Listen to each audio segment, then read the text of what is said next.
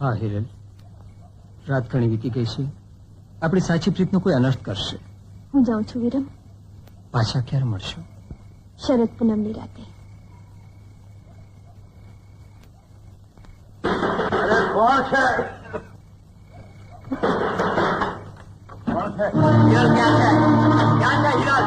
અરે મેળી પર સૂતી છે. પણ અડધી રાતે તું અહીંયા કેમ આવ્યો? ડોહા, અડધી રાતે આબરૂ જવા બેઠી છે એટલા માટે આવ્યો છો. વાહ, મારી આબરૂનું રખેવાળું કરતા તું કેદી થી શીખે ભત્રી ગયા? ડોહા, તારે આબરૂ હતી કેદી કે તારી આબરૂનું રખેવાળું કરું? આ તો મારી આબરૂનો સવાલ છે. નહીં તો ગામના લોકો મેણા મારશે કે કાકાની જુવાન દીકરી અડધી રાતે પોતાના મનના માનેલાને મળવા જાય છે અને હું ઉભો ઉભો જોયા કરું છું. બને જ નહીં. મારી દીકરી મને પૂછ્યા વગર આ ડેલી બાળો તો શું આવડા બાળો પર પગ ના મૂકે. તમારી ઇજ્જત ઉપર ધૂળ શરમાયો છે. ચાલો જાઓ, આ ડેલી માં ચાલો જાઓ. અરે તારી ઇજ્જત અને આબરૂ તો અત્યારે સૂતી સૂતી નદી કિનારે વિરમના ખોળામાં શરણાઈના સૂરો સાંભળે છે. અને ના મનાતું હોય તો હાલ મારી હાથે તારી હગી આંખે તારી ઇજ્જત તો તમાશો જોઈ લે. ચૂપ રે, તારી જીભમાંથી ઝેર વરસાવ તો બનતા સમજા. હવે એના કરતા હાથ પાડીને બોલાવો તમારી દીકરીને કે હાથે તો તારું પાછો થઈ જાય. ઉભો ત્યાં હું હાથ પાર તારી હગીને. એમ છે હિરલ? હિરલ બેટા! શું બાપુ, મને બોલાવી? બેન હાટું તો ભાઈ લીલા માથા ઉતારી આપે ત્યારે તું કુંવાસીના કપાળમાં કલંકની કાળી કીડી લગાડવાનો? તારું કાળું મોડું એના ડેલી બાર કા. ચાલો જા.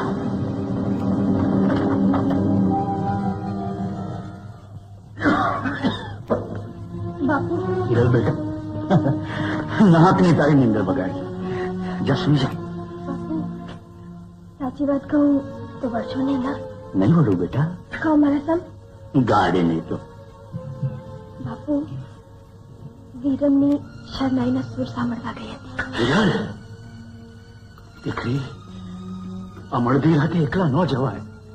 તું વૈવા જેવડી થઈ ગામને નિંદાનું કારણ જડે. અને એમાંય આપણે તો ગાવા વગાડવા વાળા. આપણું તો ઓઢણું જ ઓછું. બેટા સુઈ જા. મકર, કુંભ, મેષ અને વૃષભ. ઓહો, જીવરામ ભગત, એ જીવરામ ભગત. બોલો ગોર બાપા. આ ટીપણામાં દીકરાનો જોગ તો દેખાય છે. દીકરાનો જોગ? કેસર, એ દીકરી કેસર, જા જા તારી નવી નક્કોર માને મોકલ. આ ટીપણામાં દીકરાનો જોગ દેખાય છે. હા, આ ગોર બાપા તારી ટીપણામાં દીકરો દેખાડે છે. એ નવી નક્કોર.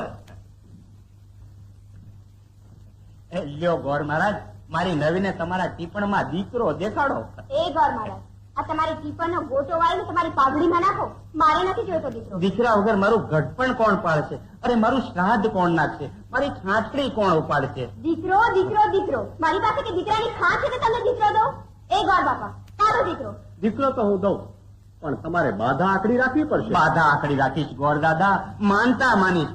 એમે કરીને આ મારી નવીનો ખોળો ખૂંદી નાખનાર દીકરો અવતરે તો સાંભળો ભગત, આ ટીપણામાં તો લખ્યું છે કે તમારો સદો જમાઈ શ્રવણ કુમારની જેમ તમને અને તમારી નવીને બેઉને કાવડમાં બેસાડી ખંભે ઉપાડી 78 તીરથની જાત્રા કરાવે તો બરાબર 78 તીરથના ઘાટ પર આ તમારી નવીને, તમારી બોનને, નાના અમારી બોનને દુધબલ જેવો દીકરો અવતરે. એ ગોર બાપા, આ પૃથ્વીના પાટલે કોઈ માએ આવો જમાઈ જણ્યો જ નહીં હોય. અને એ ભગત, હવે રમાડો દીકરા, ગાવ હાલડા ને ઝુલાવ પારણું. એ નવી નકોર, હું જીવરામ ભગત આ તારા ધરતીના પાટલાને ઊંધું થતું કરીને ખંભે કાવડ ઉપાડે એવો જમાઈ ગોતી કાઢીશ. રૂપાવટી ગામના રૂપના કટકાઓ, તમને હવને અમારા ગામ કંકાવટીનું હગમટે નોતરું છે. જેને ગરબે રમતા ને ફરતા આવડતું હોય હવ આવી જજો આજ. તારું માલ કોને નોતરું દેવા નીકળ્યા છો? આ તમને. મને? હા, કે તમારા વાળા ને? હા ભાઈ, આમ તો બે ભેગું, પણ અમારા વાળા કાં દેખાતા નથી? એના ઘરનું ઠેકાણું તો જરા ચીંધો. એ આગળ હાલ્યા જાય તમારા વાળા. એ અમારા વાળા ઉભા રહેજો, ઉભા રહેજો.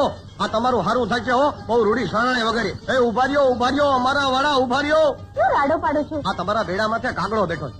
અરે ઉભા તો રહ્યો, તમારી માને મારી હાહુ કરું. શું કહ્યું? કઈ નહીં ભાઈ સાહેબ, આ તો અમારા ગામ કંકાવટીનું તમને નોતરું દેવા આવ્યો છું. આવી નોતરું દેવું હોય ને તો હાલ ઘેર અહીં માર્ગમાં નહીં. હા હાલો ઘેર જઈને નોતરાની શરણાઈ વગાડી. બાપા, ઓ બાપા, બાપા આખી ઉગાડો એટલે કઈક દેખાડું. લે તારે દેખાડ દર્શન કરી લઉં. આ કેળના ખંભ જેવો જવાન કોણ છે? મુરતીયો. મૂર્તિયો હા.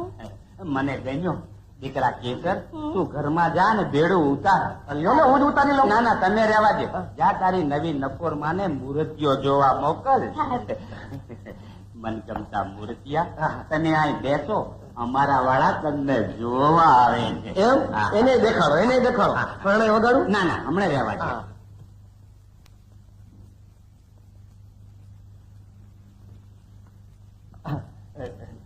જય શ્રી કૃષ્ણ. જય શ્રી કૃષ્ણ. હા. બોલો, કેમ આવે છો? નાતરું કરવા. નહીં નોતરું દેવા તમારી દીકરીને. હવે એની દીકરી નથી, દીકરી મારી છે. હા એ તો હું જોઉં છું. એ પોતે જ હજી તો દીકરી જેવડા છે અને તમે ઘીરે ન હો ને તો માગું નાખવાની ભૂલ હોત થઈ જાય. નવી મૂર્તિઓ ગમ્યો? કોના માટે? જે કુંવારું હોય એના માટે. ભગત, મુરતીયો ગમ્યો. તો પછી કરો અર્પણ અને મોઢું મીઠું કરવાનો ગોળ તો હું ગજવામાં ભેગો જ રાખું છું. કયો એટલે ખાવ. ઉતાવળા ખાવમાં નવી નકોર આપણી શરત તો કયો આ મૂર્તિયા ને. સાંભળો, હા. તમે શ્રવણનું નામ તો સાંભળ્યું છે ને? હા સાંભળું ને. તો હવે હું બોલું. હા. એને એના આંધળા મા બાપ ને કાવડમાં બેહાડીને 78 તીરથ ની જાત્રા કરાવી હતી. ઓહો હા કરાવી. એમ તમારે જો અમારા જમાઈ થવું હોય, હા. અમારી કેસર હારે પરણવું હોય તો મને ને ભગતને કાવડમાં બેસાડી કાંધે ઉપાડીને 78 તીરથની યાત્રા કરાવવી પડશે. ઓહો તમને ને ભગત ને કહીને હા. કાવડમાં તો પડી. હા. 78 તીરથની યાત્રા. હા. ઓહો ઓહો હું થયું મૂર્તિયા.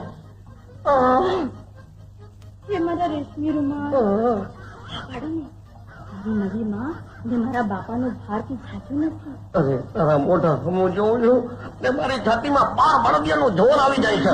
એ સાસુ સસરા, હા જાઓ આપણી. હા હવે આ ફાયડાની કાંધ છે અને તમારા બેની ઠાઠડી છે ને એની કાવડ છે.